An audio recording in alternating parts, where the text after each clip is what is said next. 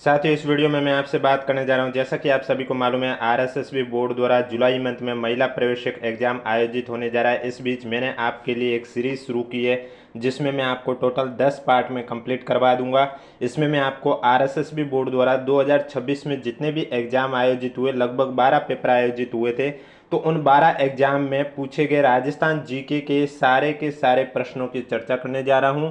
और जहां पर असत्य है कथन या सुमिलित नहीं है तो उनका रीजन भी बताऊंगा। और डेली ये क्लास आपको एग्जाम तक इसी समय इस यूट्यूब चैनल पर देखने को मिलेगी। इसलिए अगर अभी तक आपने चैनल सब्सक्राइब नहीं किया तो चैनल जरूर सब्सक्राइब कर लीजिए, नोटिफिकेशन भी ऑन कर लीजिए ताकि डेली जब भी इस समय क्लास आए सबसे पहले आपके पास पहुंचे।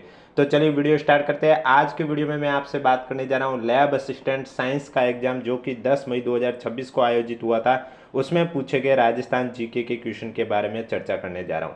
अब आप सोच रहे होंगे, जैसा कि मैंने आपको कहा है टोटल आपको 12 पेपर में पूछे गए राजस्थान जीके के क्वेश्चन, तो आप सोचेंगे कि 12 पेपर कब हुए। तो मैं आपको बता देता हूं, रीड के 7 पेपर हुए थे, सब्जेक्टिव लेवल फर्स्ट के 2 हुए थे, एक संस्कृत डिपार्टमेंट एक जनरल वाला, और इसके अलावा लेवल 2 में सब्जेक्ट वाले साइंस के, हिंदी के, इंग्लिश के, उर्दू के। तो उनमें जो राजस्थान जीके के क्वेश्चन पूछे तो 7 पेपर तो ये रीड वाले हो गए।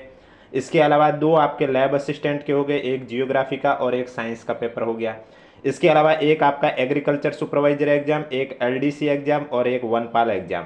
इस तरह से आप देख सकते हैं टोटल 12 पेपर में पूछे गए राजस्थान जीके के क्वेश्चन मैं आपको इस सीरीज में करवाने जा रहा हूं। और इसके अलावा अगर अभी तक आपने हमारा टेलीग्राम चैनल ज्वाइन नहीं किया है तो लिंक नीचे डिस्क्रिप्शन में दिया हुआ, आप जाके ज्वाइन कर सकते हो। डेली क्लास एग्जाम तक आपको इसी समय इस यूट्यूब चैनल पर देखने को मिलेगी, इसलिए चैनल जरूर सब्सक्राइब करें। और वीडियो पसंद है तो वीडियो को लाइक जरूर करें, कमेंट बॉक्स में भी हमें जरूर बताइएगा आपको वीडियो कैसा लगा, क्योंकि जब आप वीडियो को लाइक करोगे, कमेंट करके बताओगे, तभी हमें पता चलेगा कि महिला प्रवेशक एग्जाम के लिए जो हमने आपके लिए सीरीज शुरू की है ये आपको पसंद आ रही है। तो चलिए बात करते हैं क्वेश्चन नंबर फर्स्ट की। क्वेश्चन नंबर फर्स्ट है आपके सामने, निम्नलिखित में से किसे अबुल फजल द्वारा शस्त्र दुर्ग या बख्तरबंद दुर्ग कहा गया है। आपके पास ऑप्शन है चित्तौड़गढ़ दुर्ग, शिवाणा दुर्ग, रणथंभौर दुर्ग या तारागढ़ दुर्ग। तो इसमें आपका राइट आंसर हो जाएगा जो रणथंभौर दुर्ग है, इस दुर्ग को अबुल फजल द्वारा शस्त्र दुर्ग या बख्तरबंद दुर्ग कहा गया है। तो सी आपका राइट आंसर हो जाएगा। अब आपको एग्जाम में ये क्वेश्चन ऐसे भी पूछा जा सकता है कि रणथंभौर दुर्ग को बख्तरबंद दुर्ग किसने कहा है, तो आपके पास अलग अलग ऑप्शन होंगे और उसमें आपका राइट आंसर हो जाएगा अबुल फजल। यानी कि एग्जाम में क्वेश्चन आपको किसी भी मोड में देखने को मिल सकता है। अगला क्वेश्चन है, निम्नलिखित में से किसने दिल्ली प्रस्थान कर रहे महाराणा फतेह सिंह के समक्ष चेतावनीरा चुंगटिया रचना प्रस्तुत की। आपके पास ऑप्शन है सज्जन कीर्ति सुधारकर, बंकिम चंद्र चटर्जी, केसरी सिंह बारट, स्वामी विवेकानंद। तो चेतावनीरा चुंगटिया रचना है ये किसने प्रस्तुत की है, केसरी सिंह बारट ने की है। ऑप्शन नंबर सी आपका राइट आंसर हो जाएगा।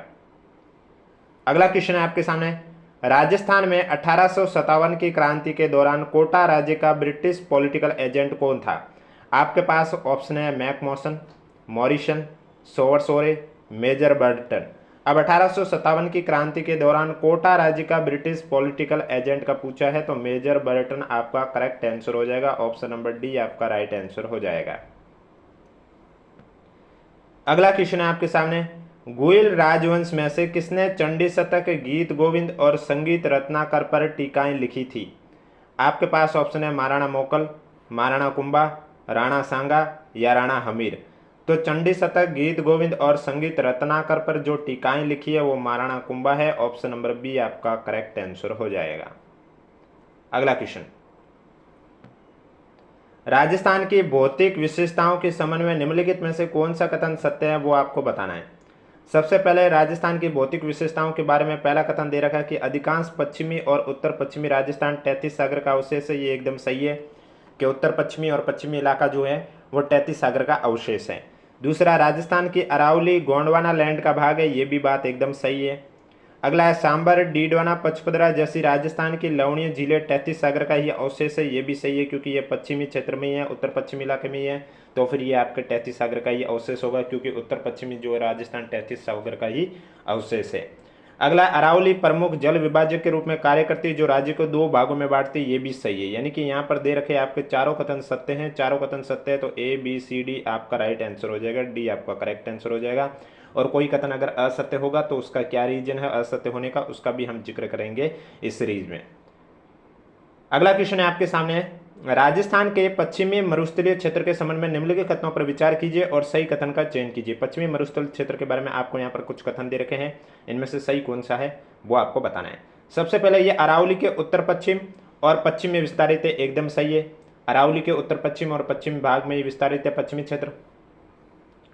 इसके बाद है इसकी औसत ऊंचाई समुद्र तल से 30 से 50 मीटर तक है, ये गलत है। ये गलत इसलिए है क्योंकि जो इसकी औसत ऊंचाई समुद्र तल से है वो 200 से 300 मीटर है। कितनी है? 200 से 300 मीटर है। फिर अगला है ये गंगानगर, हनुमानगढ़, झुंझुनू, सीकर, चूरू, बीकानेर, जैसलमेर, बाड़मेर, जालोर, नागौर, जोधपुर, सिरोही जिलों में विस्तृत है, ये बात सही है। यह क्षेत्र बालू से आच्छादित है, ये भी सही है। यानी कि इसमें आपका राइट आंसर ए, सी और डी हो जाएगा।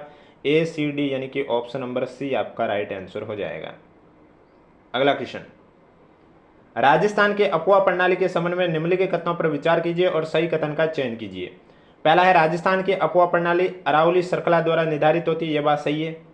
दूसरा, भारत की महान जल विभाजक रेखा राजस्थान की नदियों को 2 भागों में बांटती है, यह बात भी सही है। तीसरा, जल विभाज्य के पूर्व में बनास और इसकी सहायक नदियां चंबल में मिलती है, यह बात भी सही है। और चौथा दे रखा है कि जल विभाज्य के पश्चिम और दक्षिण में नदियां बंगाल की खाड़ी में प्रवाहित होती है, यह गलत है क्योंकि जल विभाज्य के पश्चिम और दक्षिण में नदियां बंगाल की खाड़ी में विभाजित नहीं होती है बल्कि अरब सागर में प्रवाहित होती है। तो इसका मतलब इसमें जो आपका करेक्ट आंसर है वो ए, बी, सी हो जाएगा। ए, बी, सी यानी कि ऑप्शन नंबर डी आपका राइट आंसर हो जाएगा। और वीडियो पसंद आ रहा है तो एक बार वीडियो को लाइक जरूर कर लीजिए, चैनल भी जरूर सब्सक्राइब कर लीजिए। अगला क्वेश्चन है आपके सामने, राजस्थान की जलवायु विशेषताओं के संबंध में निम्नलिखित कथनों पर विचार कीजिए और सही कथन का चयन कीजिए। पहला है कि बालू की प्रचुरता के कारण तापमान की दैनिक और वार्षिक रेंज उच्च होती है, यह बात सही है। शीत ऋतु में कुछ स्थानों पर तापमान जमाव बिंदु तक गिरता है, यह बात भी सही है। राजस्थान में शुष्क और उपाद्र मानसून प्रकार की जलवायु विद्यमान है, यह भी सही है। वर्षा की मात्रा पूर्व से पश्चिम तथा दक्षिण से उत्तर की ओर बढ़ती है, यह गलत है। राजस्थान की जलवायु के बारे में वर्षा की जो मात्रा है वो उत्तर पश्चिम से लेकर दक्षिण पूर्व की ओर बढ़ती है, न कि पूर्व से पश्चिम तथा दक्षिण से उत्तर की ओर बढ़ती है। इस वजह से इसमें भी आपका डी गलत हो जाएगा। ए, बी, सी राइट है। ए, बी, सी राइट है यानी कि ऑप्शन नंबर ए आपका करेक्ट आंसर हो जाएगा। अगला क्वेश्चन है आपके सामने, राजस्थान की लाल पीली मिट्टी के संदर्भ में निम्नलिखित कथनों पर विचार कीजिए और सही कथन का चयन कीजिए। लाल पीली मिट्टी के बारे में सही कथन आपको बताना है। सबसे पहले है ये मिट्टी सवाई माधोपुर, सिरोही, राजसमंद, उदयपुर, भीलवाड़ा जिलों के पश्चिम भागों में पाई जाती है, ये बात सही है। अगला, ये मिट्टी मूंगफली और कपास की खेती के लिए उचित नहीं है, ये कथन गलत है, उचित है। अगला है इसमें कैल्शियम और नाइट्रोजन की कमी होती है, ये बात सही है। इस मिट्टी का लाल और पीला रंग इसकी लोह धारित के कारण होता है, ये भी सही है। तो ए, सी, डी आपका राइट आंसर हो जाएगा। ए, सी, डी यानी कि ऑप्शन नंबर सी आपका करेक्ट आंसर हो जाएगा। और जो भी मैं क्वेश्चन के आंसर बता रहा हूँ वो आरएसएसबी बोर्ड की ऑफिशियली आंसर की के अकॉर्डिंग ही आपको आंसर बता रहा हूँ। अगला क्वेश्चन है, राजस्थान में धोकड़ा वनों के बारे में निम्नलिखित कथनों पर विचार कीजिए और सही कथन का चयन कीजिए। धोकड़ा वनों के बारे में सबसे पहले दे रखा है ये वन राज्य की मुख्य वन संपदा में शामिल है, ये बात सही है। ये वन कोटा, बूंदी, सवाईमाधोपुर, जयपुर, अलवर, अजमेर, उदयपुर आदि जिलों में अधिक पाए जाते हैं, ये बात भी सही है। ये वन राजस्थान में 50 से 90 मीटर की ऊंचाई तक अधिक पाए जाते हैं, ये गलत है क्योंकि जो धोकड़ा वन है वो 240 से 760 मीटर की ऊंचाई पर पाए जाते हैं। अगला है, इन वनों में धोक पेड़ों के अतिरिक्त अरंज, खेर, खिरनी, सालार, गोडल के पेड़ भी पाए जाते हैं, ये सही है। यानी कि ए, बी, डी सही है। ए, बी, डी सही है यानी कि ऑप्शन नंबर आपका इसमें राइट आंसर कौन सा हो जाएगा? A, B, C. A, B, सी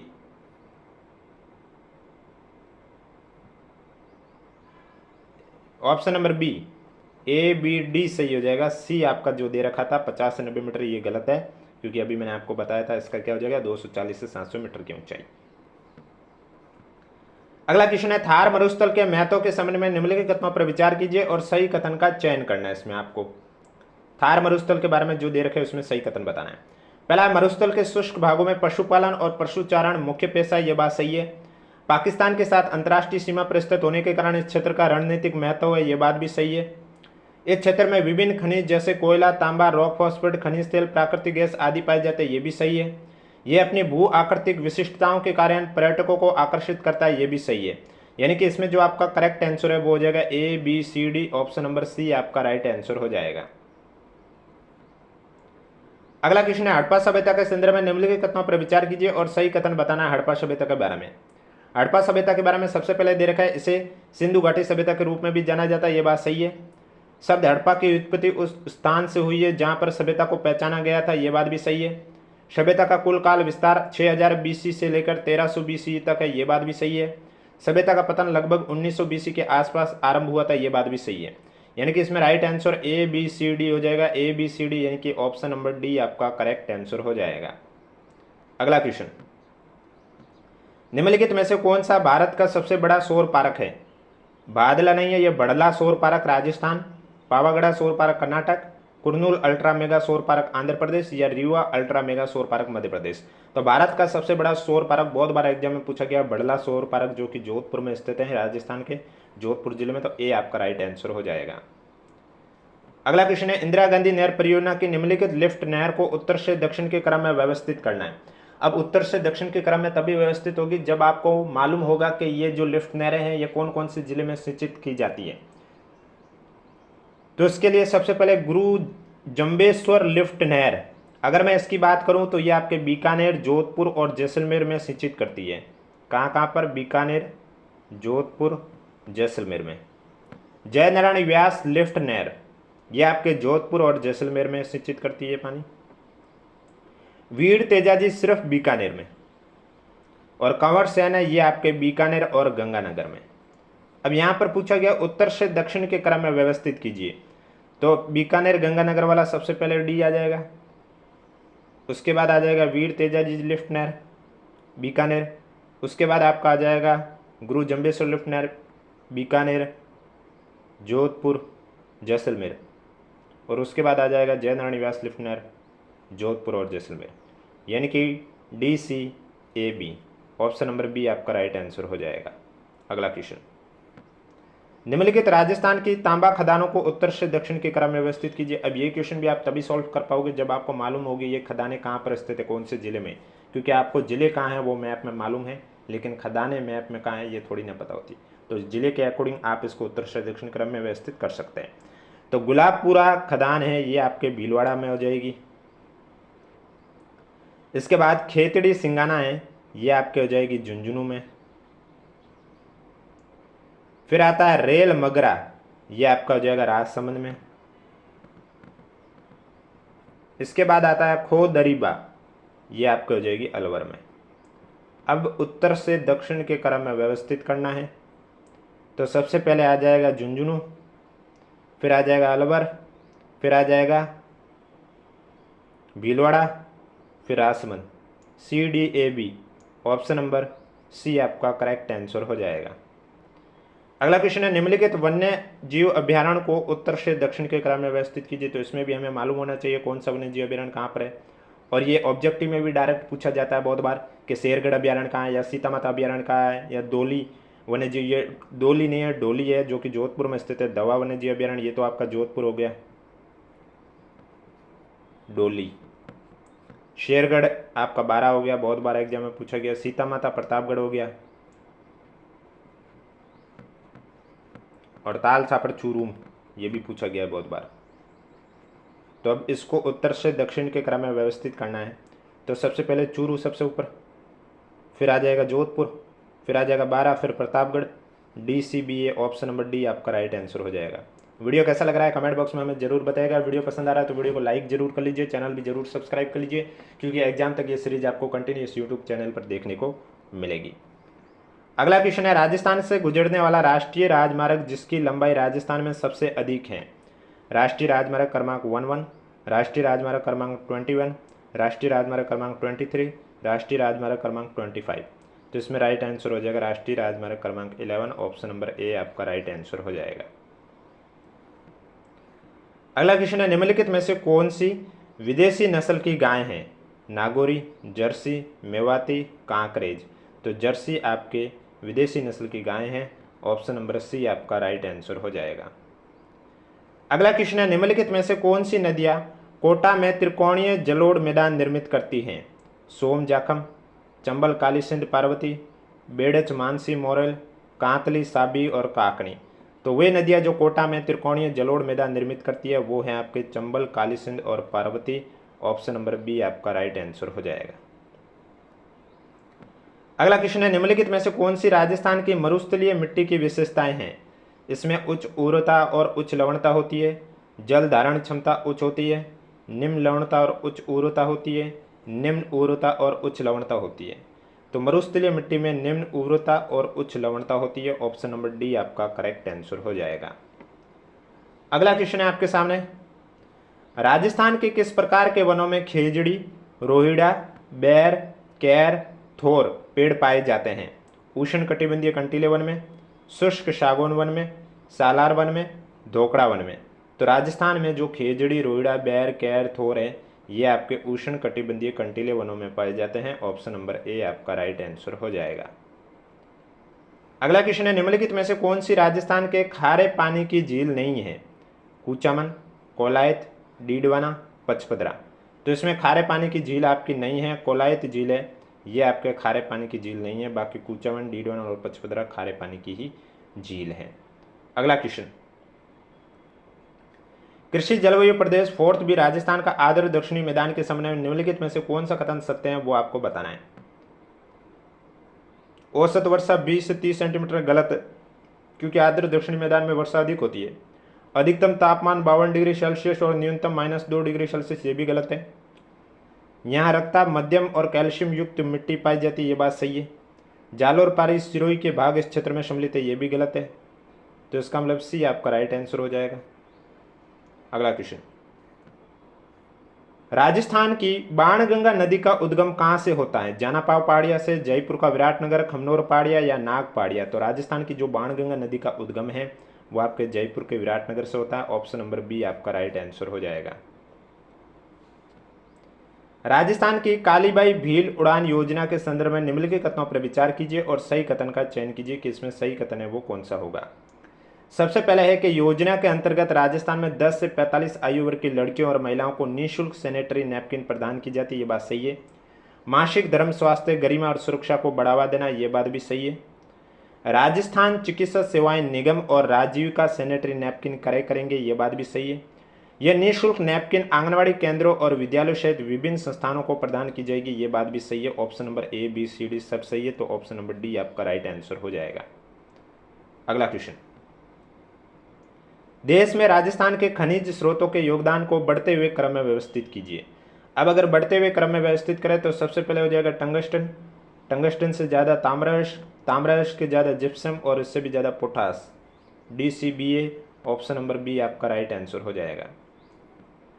पालनहार योजना के अंतर्गत 0 से 6 वर्ष के आयु वर्ग के अनाथ बालकों को विद्यालय में नामांकित होने पर कितनी धनराशि मिलती है? 5,000, 3,000, 1,500, 6,000। तो राइट आंसर प्रति माह 1,500 रुपये, सी आपका राइट आंसर हो जाएगा। अगला क्वेश्चन है, वाद्य यंत्र अलगोजा बजाने वाले निम्नलिखित में से किस व्यक्ति को वर्ष 2026 में पद्मश्री प्राप्त हुआ था? मेवाती जोगी, गौरी देवी, बर्मादेव जी महाराज, तग्गाराम भील। तो राइट आंसर हो जाएगा तग्गाराम भील। ऑप्शन नंबर डी आपका करेक्ट आंसर हो जाएगा। अगला क्वेश्चन, मुख्यमंत्री कन्यादान योजना के अंतर्गत अंत्योदय परिवारों, आस्था कार्ड धारकों, अन्य श्रेणियों के BPL परिवारों की बेटियों के विवाह के लिए कितनी धनराशि प्रदान की जाती है? 51,000, 41,000, 21,000, 11,000। तो इसमें आपका राइट आंसर हो जाएगा 21,000। ऑप्शन नंबर सी आपका करेक्ट आंसर हो जाएगा। अगला क्वेश्चन है आपके सामने, अग्नि नृत्य के संदर्भ में निम्नलिखित में से कौन सा कथन सत्य है वो आपको बताना है। अग्नि नृत्य बीकानेर का प्रसिद्ध है, आपको मालूम है। जैसे पहला दे रखा, राग और फाग के साथ अग्नि का मिश्रण इस नृत्य की दुर्लभ और अनूठी विशेषता, ये बात सही है। महिलाएं और पुरुष दोनों इस नृत्य में भाग लेते हैं, ये गलत है, क्योंकि इसमें सिर्फ पुरुष भाग लेते हैं, महिलाएं भाग नहीं लेती है। इस नृत्य की उत्पत्ति बीकानेर के कतरियासर गांव में हुई थी, ये बात सही है। अंगारों का ढेर धूणा कहलाता है, ये बात भी सही है। तो A, C और D सही है, इसमें A, C, D सही, यानी कि ऑप्शन नंबर सी आपका राइट आंसर हो जाएगा। अगला क्वेश्चन है, तारागढ़ अजमेर दुर्ग के संबंध में निम्नलिखित में से कौन से कथन सत्य है वो आपको बताना है। सबसे पहले इसे गढ़ बिटली और अजमेरू भी कहा जाता है, एकदम सही है। तारागढ़ अजमेर जो है उसे अजमेर भी कहते हैं, गढ़ बिटली भी कहते हैं। कर्नल टॉड के अनुसार यह दुर्ग चौहान शासक पृथ्वीराज तृतीय द्वारा निर्मित किया गया, यह गलत है, क्योंकि तारागढ़ दुर्ग कर्नल टॉड के अनुसार पृथ्वीराज नहीं बल्कि अजयराज चौहान द्वारा निर्मित किया गया है। शाहजहां के शासनकाल के दौरान इस दुर्ग का संरक्षण विठल दास गौड़ था, यह बात सही है। दुर्ग की प्राचीर में 14 बड़े निगरानी टावर लगे हुए, ये भी सही है। यानी कि इसमें आपका ए सी और डी सही है, ए सी डी सही है, यानी कि ऑप्शन नंबर ए आपका राइट आंसर हो जाएगा। अगला क्वेश्चन है, राजस्थान की कालीबंगा सभ्यता के संदर्भ में निम्नलिखित में से कौन से कथन सत्य है, वो आपको बताना है कालीबंगा सभ्यता के बारे में। सबसे पहले दे रखा है कि 1952 में अमलानंद घोष ने इस स्थल के बारे में जानकारी दी थी, ये बात सही है। यहाँ पर जुता हुआ खेत भी मिला था, ये बात सही है। यहाँ पर 6 छेदों के साथ बालक की खोपड़ी भी मिली थी, ये बात सही है। यहाँ पाए गए मृत भांड और खपरा हल्के पतले और सुनिर्मित नहीं है, ये बात भी सही है। इसका मतलब इसमें कालीबंगा सभ्यता के बारे में चारों कथन सत्य हैं, A B C D, option number D आपका राइट आंसर हो जाएगा। अगला क्वेश्चन है, चांद बावड़ी आबानेरी के संबंध में निम्नलिखित में से कौन से कथन सत्य हैं। पहला है कि ये राजा चंद्र द्वारा स्थापित की गई थी, चांद बावड़ी आबानेरी एकदम सही है, राजा चंद्र द्वारा ही स्थापित की गई थी। दूसरा, इसका वास्तविक नाम शोभा नगरी है, ये गलत है, क्योंकि आबानेरी का जो वास्तविक नाम है वो शोभा नहीं बल्कि आबा नगरी था। तीसरा है, पर्यटन विभाग द्वारा प्रतिवर्ष मार्च अप्रैल महीने में यहाँ आबानेरी महोत्सव आयोजित किया जाता है, ये भी गलत है, क्योंकि प्रतिवर्ष जो आबानेरी महोत्सव है वो सितंबर और अक्टूबर यानी कि 9वें और 10वें महीने में आयोजित किया जाता है। महोत्सव 2 दिनों तक आयोजित किया जाता है तथा राजस्थानी व्यंजन प्रस्तुत किए जाते हैं और नृत्य किए जाते हैं, ये सही है, यानी कि इसमें आपका ए और डी सही है, ए और डी सही है, ऑप्शन नंबर डी आपका करेक्ट आंसर हो जाएगा। और वीडियो पसंद आ रहा है तो एक बार वीडियो को लाइक कर लीजिए, चैनल भी जरूर सब्सक्राइब कर लीजिए।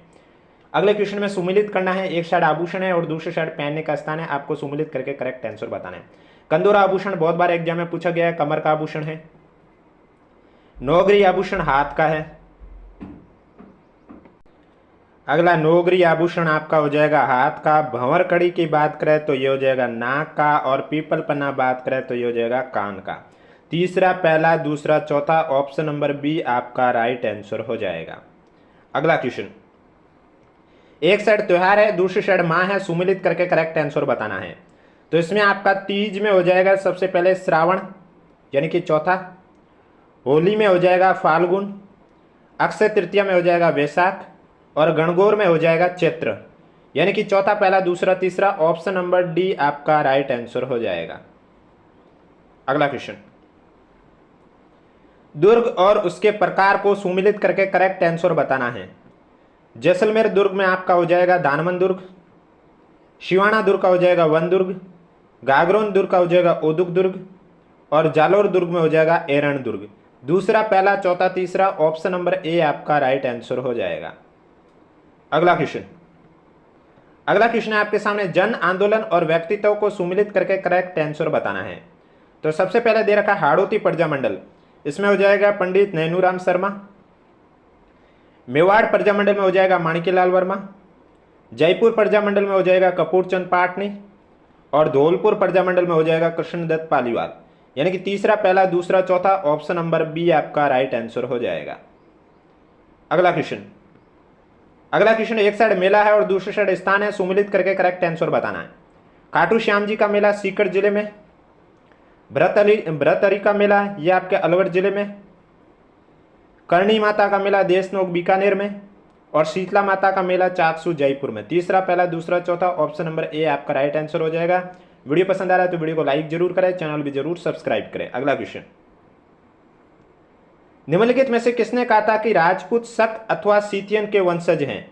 B R Bhandarkar, James Tod, Gaurishankar Hirachand Ojha, या चंद्र बरदाई। तो राजपूत शक या सीथियन के वंशज है, यह आपके जेम्स टॉड ने कहा है, ऑप्शन नंबर बी आपका राइट आंसर हो जाएगा। अगला क्वेश्चन,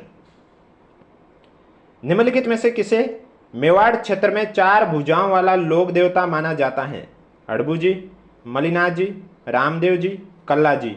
तो 4 भुजाओं वाला लोक देवता माना जाता है कल्ला जी को, ऑप्शन नंबर डी आपका राइट आंसर हो जाएगा। अगला क्वेश्चन है, डॉक्टर सविताबेन अम्बेडकर अंतरजातीय विवाह प्रोत्साहन योजना के संदर्भ में निम्नलिखित कथनों पर विचार कीजिए और सही कथन का चयन कीजिए। सबसे पहले, राज्य सरकार स्वर्ण हिंदुओं और अनुसूचित जाति के व्यक्तियों के बीच में यह अंतरजातीय विवाहों को बढ़ावा देती है, ये बात सही है। दूसरा है, 31 मार्च 2023 तक पंजीकृत विवाहों के लिए प्रति युगल 5 लाख का प्रोत्साहन प्रदान किया जाता है, यह गलत है, 10 लाख होना था यहाँ। वर्ष 2025-26 के दौरान 31 मार्च वाला सही है, ये सही है। आगे जो दे रखा है डी, 1 अप्रैल 2023 के बाद पंजीकृत विवाहों के लिए प्रोत्साहन बढ़ाकर 50 लाख प्रति युगल कर दिया है, ये गलत है। यहाँ 50 लाख नहीं होगा, यहाँ 10 लाख होगा प्रति युगल। इस वजह से इसमें आपका ए, बी और सी सही है, ऑप्शन नंबर सी आपका करेक्ट आंसर हो जाएगा। अगला क्वेश्चन है आपके सामने, राजस्थान लॉजिस्टिक नीति 2025 के बारे में निम्नलिखित कथनों पर विचार कीजिए और सही कथन का चयन कीजिए। सबसे पहले दे रखा है विद्युत शुल्क और मंडी शुल्क में 7 वर्षों तक 100% छूट, ये सही है। अगला है 7 वर्षों की अवधि के लिए 7% की दर पर ब्याज सब्सिडी वार्षिक रुपये 50 लाख तक, ये सही है। 50 लाख रुपए तक अग्नि जांच प्रणालियों की लागत के 20% का एक मुश्त पुनर्भुगतान, ये गलत है। इसके प्रोत्साहन और लाभ राजस्थान निवेश प्रोत्साहन योजना 2024 के प्रावधानों के साथ संरेखित है, ये सही है। ए बी डी सही है, यानी कि ऑप्शन नंबर बी आपका राइट आंसर हो जाएगा। अगला क्वेश्चन है, जोधपुर पाली मारवाड़ औद्योगिक क्षेत्र के संबंध में निम्नलिखित कथनों पर विचार कीजिए और सही कथन का चयन कीजिए। तो यहाँ पर सबसे पहले जो दे रखा है वो है कि जोधपुर पाली मारवाड़ औद्योगिक नोड को विशेष निवेश क्षेत्र के रूप में अधिसूचित किया गया, यह बात सही है। अगला है जेपीएमआई का उत्तरदायित्व रिको को दिया गया, यह बात भी सही है। चरण ए 921.66 करोड़ की अनुमानित परियोजना लागत के साथ 1577.69 एकड़ के कुल क्षेत्र को कवर करता है, यह भी सही है। जेपीएमआई में पाली जिले के 90 गांव शामिल है, पाली जिले के अलावा जोधपुर के भी 9 गांव शामिल हैं। Option number D right answer हो जाएगा। अगला क्वेश्चन, एक साइड केंद्र बाजार है, दूसरी साइड जिले हैं, आपको सम्मिलित करके करेक्ट आंसर बताना है। सबसे पहले जैविक खाद्य बाजार, तो ये हो जाएगा आपके जोधपुर, कोटा और उदयपुर में। किन्नू उत्कृष्ट केंद्र हो जाएगा आपके श्री गंगानगर में। प्याज और सब्जियां उत्कृष्ट केंद्र हो जाएगा अलवर में। और आम उत्कृष्टता केंद्र हो जाएगा बांसवाड़ा में। चौथा, तीसरा, दूसरा, पहला, ऑप्शन नंबर ए आपका राइट आंसर हो जाएगा। अगला क्वेश्चन, विरासत स्थल और जिले को सम्मिलित करके करेक्ट आंसर बताइए। केवलादेव राष्ट्रीय पार्क हो जाएगा आपके भरतपुर में। कुंभलगढ़ दुर्ग में हो जाएगा राजसमंद में। गागरोन दुर्ग में हो जाएगा झालावाड़। और जंतर मंतर हो जाएगा जयपुर। दूसरा, पहला, चौथा, तीसरा, ऑप्शन नंबर ए आपका राइट आंसर हो जाएगा। अगला क्वेश्चन है आपके सामने, सूची 2 दे रखी है, सम्मिलित करके करेक्ट आंसर बताना है। सबसे पहले फिनटेक पार्क, ये हो जाएगा जयपुर में। मेडटेक मेडिकल डिवाइसेस पार्क हो जाएगा बोरानाड़ा जोधपुर में। राजस्थान पेट्रो जोन हो जाएगा बालोतरा बाड़मेर में। दूसरा, तीसरा, पहला, ऑप्शन नंबर बी आपका राइट आंसर हो जाएगा। अगला क्वेश्चन, एक साइड पार्क है और दूसरी साइड स्थान है, आपको सम्मिलित करके करेक्ट आंसर बताना है। तो सबसे पहले दे रखा है सोनियाना सिरामिक और ग्लास जोन, ये आपका हो जाएगा चित्तौड़गढ़ में। हैंडीक्राफ्ट फर्नीचर पार्क हो जाएंगे जोधपुर में। स्टोन पार्क हो जाएगा कोटा में। गजनेर सिरामिक ग्लास जोन हो जाएगा बीकानेर में। दूसरा, तीसरा, चौथा, पहला, ऑप्शन नंबर सी आपका राइट आंसर हो जाएगा।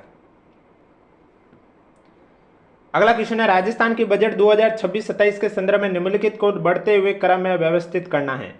बढ़ते हुए क्रम में व्यवस्थित करना यानी कि भूमि राजस्व प्राप्तियां सबसे पहले आ जाएगा। फिर आ जाएगा स्टाम्प और पंजीकरण प्राप्तियां। फिर आ जाएगा राज्य उत्पाद शुल्क और प्राप्तियां। फिर आ जाएगा राज्य माल और सेवा कर से प्राप्तियां। CDBA ऑप्शन नंबर ए आपका राइट आंसर हो जाएगा। अगला क्वेश्चन, राजस्थान के अरावली क्षेत्र के बारे में निम्नलिखित कथनों पर विचार कीजिए और सही कथन का चयन कीजिए।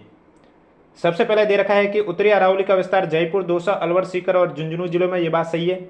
मध्य अरावली अजमेर और जयपुर के बीच में विस्तृत है, ये भी सही है।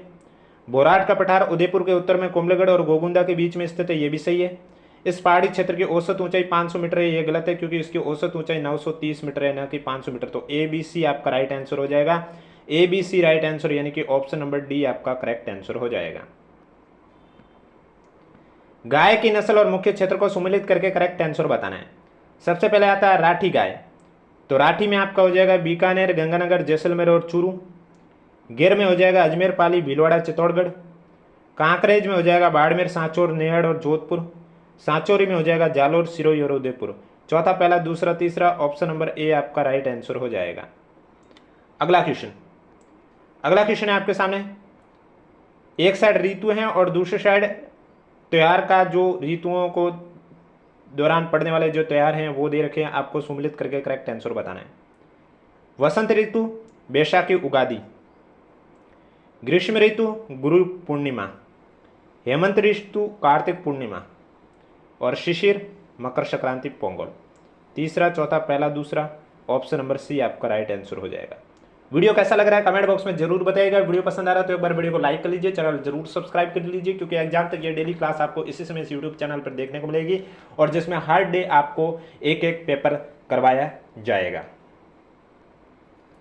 क्योंकि आपको मालूम है राजस्थान जीके के आपके 30 नंबर का पेपर में पूछे जाएंगे। अगला क्वेश्चन में एक साइड नदी है और दूसरी साइड सहायक नदी है, आपको सम्मिलित करके करेक्ट आंसर बताना है। बनास नदी की सहायक नदी कौन सी हो जाएगी? कोठारी मेनाल। कालीसिंध नदी की हो जाएगी परवण। लूणी नदी की हो जाएगी सूकड़ी और माई की जाखम। चौथा, पहला, दूसरा, तीसरा, ऑप्शन नंबर सी आपका राइट आंसर हो जाएगा। अगला क्वेश्चन, मिट्टी और विशेषताएं सम्मिलित करके करेक्ट आंसर बताना है। तो इसमें आपका काली मिट्टी का दे रखा है, उच्चतर मृत्तिका सामग्री के साथ लोमी मिट्टी। लेटेराइट मिट्टी में दे रखा है नाइट्रोजन, फास्फोरस, हुमस आदि की कमी। मरुस्थलीय मिट्टी में दे रखा है निम्न उर्वरता और उच्च लवणता। और जलोढ़ मिट्टी में दे रखा है कैल्शियम, फास्फोरस, पोटास और लोह सामग्री। दूसरा, पहला, चौथा, तीसरा, ऑप्शन नंबर डी आपका राइट आंसर हो जाएगा। अगला क्वेश्चन, खनिज और स्थान दे रखे हैं, सम्मिलित करके करेक्ट आंसर बताना है। तांबा का हो जाएगा खेतड़ी सिंगाना। सीसा जस्ता में हो जाएगा जावर, राजपुरा, दरीबा। टंगस्टन में हो जाएगा रेवत और बाकरी। संगमरमर में हो जाएगा मकराना। चौथा, पहला, दूसरा, तीसरा, ऑप्शन नंबर डी आपका राइट आंसर हो जाएगा। अगला क्वेश्चन, बांध और स्थान सम्मिलित करके करेक्ट आंसर बताना है। तो सबसे पहले दे रखा है राणा प्रताप सागर बांध, ये हो जाएगा आपके रावत भाटा में। ज्वार सागर बांध हो जाएगा बोरावास गांव में। कोटा बैराज में हो जाएगा कोटा में। माई बाजार सागर बांध में हो जाएगा बोरखेड़ा गांव तीसरा। दूसरा, पहला, चौथा, तीसरा, ऑप्शन नंबर बी आपका राइट आंसर हो जाएगा। अगला क्वेश्चन, झील और जिले में सम्मिलित करके करेक्ट आंसर बताना है। सिलिसैट झील आपके हो जाएगा अलवर में। पुष्कर आपके अजमेर में। डीडवाना नागौर में और लूणकणसर हो जाएगा बीकानेर में। तीसरा, पहला, दूसरा, चौथा, ऑप्शन नंबर सी आपका राइट आंसर हो जाएगा। अगला क्वेश्चन, राजस्थान के निम्नलिखित जिलों को पश्चिम से पूर्व दिशा में व्यवस्थित करना है। तो पश्चिम से पूर्व की ओर, तो यहां पर धौलपुर, जैसलमेर, अजमेर, जोधपुर, दौसा में से जैसलमेर आ जाएगा पश्चिम की ओर सबसे पहले। फिर आपका आ जाएगा जोधपुर, फिर आएगा अजमेर, फिर आएगा दौसा, फिर आएगा Dholpur. CBEDA option number C आपका राइट आंसर हो जाएगा। अगला क्वेश्चन है आपके सामने, अरावली की निम्नलिखित चोटियों को ऊंचाई के बढ़ते हुए क्रम में व्यवस्थित करना है। यह तभी पॉसिबल होगा जब आपको मालूम होगा कि इन चोटियों की ऊंचाई है वो कितनी है। तो सबसे पहले दे रखा है कुंभलगढ़। कुंभलगढ़ की ऊंचाई कितनी है? 1224 मीटर। दिलवाड़ा की है 1442 मीटर। जरगा की है 1431 मीटर। रघुनाथगढ़ की है 1055 मीटर और अचलगढ़ की है 1380 मीटर। तो यहाँ पर बढ़ते हुए क्रम है, यानी कि सबसे कम ऊंचाई किसकी है? सबसे कम ऊंचाई रघुनाथगढ़ की 1055, फिर आ जाएगा कुंभलगढ़ 1224, फिर आ जाएगा अचलगढ़ 1380, फिर जरगा 1431 और फिर दिलवाड़ा 1442। DAECB ऑप्शन नंबर ए आपका राइट आंसर हो जाएगा। अगला क्वेश्चन, राजस्थान के कुल सिंचित क्षेत्र में प्रतिशत सिंचित क्षेत्र बढ़ते क्रम में सिंचाई के निम्नलिखित स्रोतों को व्यवस्थित कीजिए। नहरें, कुएं, नलकूप, तालाब और अन्य स्रोत। तो इसमें सबसे ज़्यादा हो जाएगा बढ़ते हुए क्रम है, तो सबसे कम अन्य स्रोत, फिर तालाब, फिर नहरें और लास्ट में कुएं और नलकूप। DBAC ऑप्शन नंबर ए आपका राइट आंसर हो जाएगा। अब देखो, इन्हें आप स्मार्ट तरीके से भी सॉल्व कर सकते हैं। अगर इनमें से एक भी आपको आता है, कभी कभार क्या होता है हमारे ऑप्शन से ही क्वेश्चन सॉल्व हो जाता है। जैसे कि अगर इस क्वेश्चन में आपको नहीं आंसर आ रहा था, लेकिन ये तो आपको मालूम है सिंचाई में कुएं और नलकूप का उपयोग सबसे ज़्यादा किया जाता है, इसका मतलब सबसे आगे सी होगा। और जब आप ऑप्शन चेक करोगे तो सी सिर्फ ऑप्शन नंबर ए में है सबसे आगे। तो इस तरह से सुमिलित वाले क्वेश्चन होते हैं, उन्हें इस तरह से सॉल्व भी किया जा सकता है। महाराणा प्रताप के जीवन से संबंधित निम्नलिखित घटनाओं को काल क्रमानुसार व्यवस्थित करना है। अब महाराणा प्रताप के जीवन में यहाँ तो हो जाएगा मेवाड़ का शासक बनना सबसे पहले, उसके बाद आपका आ जाएगा अपनी सैन्य तैयारियों को मुगलों की दृष्टि से बचने के लिए अपनी रिहाइश को गोगुंदा से कुंभलगढ़ हस्तांतरित करना, फिर इन्होंने हल्दी घाटी का युद्ध किया और फिर दिवेर का विजय प्राप्त की। BCAD ऑप्शन नंबर सी आपका राइट आंसर हो जाएगा। अगला क्वेश्चन, जयपुर प्रजामंडल के 1944 के अधिवेशन का अध्यक्ष किसे चुना गया? अंजना देवी चौधरी, जानकी देवी बजाज, रमा देवी या किशोरी देवी? जयपुर प्रजामंडल के 1944 के अधिवेशन का जो अध्यक्ष है वो जानकी देवी बजाज को चुना गया। ऑप्शन नंबर बी आपका राइट आंसर हो जाएगा। पर्यटन स्थल और स्थान को सुमिलित करके करेक्ट आंसर बताएं। चित्रा महल बूंदी में हो जाएगा, विजय स्तंभ चित्तौड़गढ़ में हो जाएगा, अभेदा महल ये अभेड़ा महल है जो कि आपके कोटा में बहुत बार आरएसएस भी पूछा गया है, सुनहरी कोठी टोंक, दूसरा चौथा पहला तीसरा। अब देखो आरएसएस बोर्ड के पेपर में हिंदी में जब लैंग्वेज है उसमें कुछ शब्द ऐसे होते हैं जो गलत लिखे होते हैं, तो उस कंडीशन पर अगर आपको अजीब शब्द दिखे तो उसका सबसे पहले आप इंग्लिश ट्रांसलेट चेक कीजिए, उससे आपको समझ में आ जाएगा कि यहाँ पर क्या कहा जा रहा है। अगला क्वेश्चन है, राजस्थान के निम्नलिखित महत्वपूर्ण व्यक्तियों को उनके जन्म वर्ष के अनुसार कालक्रम में व्यवस्थित करना है। अब देखो यहाँ पर सबसे पहले गौरीशंकर हीराचंद ओझा का पूछा है, तो इनका 863 ईस्वी जन्म है। बाबूजी चतुर्सिन की बात करें तो इनका 1880 है। दयाल दास 1798 और कविराज श्यामल दास 1836। तो इसमें आपका जो करेक्ट आंसर है वो सबसे पहले आ जाएगा सी, यानी कि दयाल दास का 1798, फिर आ जाएगा कविराज श्यामल दास का 1836, फिर आ जाएगा गौरीशंकर हीराचंद ओझा 1863 और फिर बाबूजी Chatursin 1880। C D A B option number C आपका राइट आंसर हो जाएगा। अगला क्वेश्चन है, राजस्थान के एकीकरण के संदर्भ में निम्नलिखित घटनाओं को कालक्रमानुसार व्यवस्थित करना है। मत्स्य संघ का निर्माण कब हुआ? मत्स्य संघ का निर्माण 18 मार्च 1948 को हुआ। फिर आता है संयुक्त राज्य का निर्माण कब हुआ? संयुक्त राज्य का जो निर्माण है वो 18 अप्रैल 1948 को हुआ। फिर है राजस्थान संघ का निर्माण कब हुआ? राजस्थान संघ का निर्माण 25 मार्च 1948 को हुआ। और व्रत राजस्थान का निर्माण कब हुआ? 30 मार्च 1949 को हुआ। तो इसमें जो आपका राइट आंसर है वो हो जाएगा ए सी बी डी, यानी कि सबसे पहले आ जाएगा 18 मार्च 1948 मत्स्य संघ, फिर आ जाएगा राजस्थान संघ 25 मार्च 1948, फिर आ जाएगा संयुक्त राज्य 18 अप्रैल 1948 और फिर आ जाएगा व्रत राजस्थान 30 मार्च 1949, यानी कि A C B D option number B आपका राइट आंसर हो जाएगा। तो ये थे क्वेश्चन आपके जो कि आरएसएस बोर्ड द्वारा 2026 में पूछे गए थे। अभी हाल ही में जो 10 मई को पेपर हुआ था लैब असिस्टेंट साइंस का पेपर, उसमें पूछे गए राजस्थान जीके के क्वेश्चन है। एग्जाम तक यानी कि महिला प्रवेशक पेपर तक आपको डेली ये क्लास इसी समय इस यूट्यूब चैनल पर देखने को मिलेगी। इसलिए अगर अभी तक आपने चैनल सब्सक्राइब नहीं किया तो चैनल जरूर सब्सक्राइब कर लीजिए, जिससे कि आपको मालूम है आरएसएस के नए पैटर्न से किस तरह से क्वेश्चन पूछे जा रहे हैं। और अगर कोई क्वेश्चन असत्य होता है तो उसका हम सत्य भी बताएंगे, कोई सुमिलित नहीं है तो उसका राइट क्या होगा ये भी हम जिस क्वेश्चन में आएंगे तो वो भी आपको सही करके भी बताएंगे। वीडियो पसंद आए तो वीडियो को लाइक जरूर करें, चैनल भी जरूर सब्सक्राइब करें, कमेंट बॉक्स में भी हमें जरूर बताइएगा कि आपको क्लास कैसी लगी, क्योंकि जब आप वीडियो को लाइक करोगे कमेंट करके हमें बताओगे तभी हमें पता चलेगा कि आपको ये सीरीज पसंद आ रही है और एग्जाम तक हम आपके लिए कंटिन्यू रखें। टोटल 10 पार्ट में कवर करवा दूंगा, 10 भी नहीं होंगे, यहाँ पर 10 लिखा है फिर भी 8 पार्ट तक भी कंप्लीट हो जाएगी और कोशिश जारी रहेगी। और फिर अगर थोड़ा वीडियो कोई लंबा ज़्यादा हो गया तो फिर हम उसको 10 पार्ट में, क्योंकि मैं नहीं चाहता हूँ कि वीडियो 1-1 घंटे का हो, मैं चाहता हूँ हर दिन आप मात्र 30 से 35 मिनट के अंदर अंदर क्लास पूरी कवर कर सकते हैं। और लास्ट में फिर एक माह मैराथन क्लास भी ले लेंगे जिसमें ये सब वीडियो मर्ज करके एक माह मैराथन क्लास भी आपके सामने पेश कर देंगे। इसके अलावा अगर अभी तक आपने हमारा टेलीग्राम चैनल ज्वाइन नहीं किया है तो लिंक नीचे डिस्क्रिप्शन में दिया हुआ, आप जाकर ज्वाइन कर सकते हैं। अब किसी भी साथी को कोई भी डाउट है तो नीचे कमेंट बॉक्स में हमें जरूर पूछें।